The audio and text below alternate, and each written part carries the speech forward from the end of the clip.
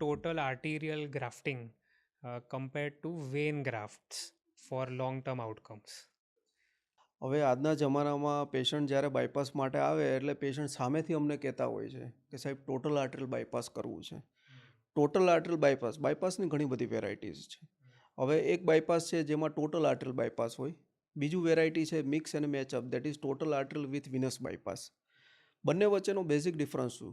Artery એટલે ધમની. Generally બાયપાસનો મતલબ શું છે કે અમારે બ્લોક વેસલ હોય એની આગળ એક નવી વેસલ લગાવવાની છે. બહુ સિમ્પલ બેઝિક પ્રિન્સિપલ છે. તો એ ધમની અમે જનરલી બે જગ્યાએથી લેતા હોઈએ. એક છાતીમાંથી લેતા હોઈએ જેને ઇન્ટરનલ મેમરી આર્ટરી કહેવાય. Right internal mammary artery, left internal mammary artery. એટલે બંને થાય એટલે we can say it as a બીમાં બાયલેટરલ ઇન્ટરનલ મેમરી આર્ટરી. અને બીજી આવે રેડિયલ આર્ટરી. એટલે આ ત્રણેય આર્ટરીનો યુઝ કરીને જ્યારે બાયપાસ કરવામાં આવે એને ટોટલ આર્ટરીલ બાયપાસ કહેવાય.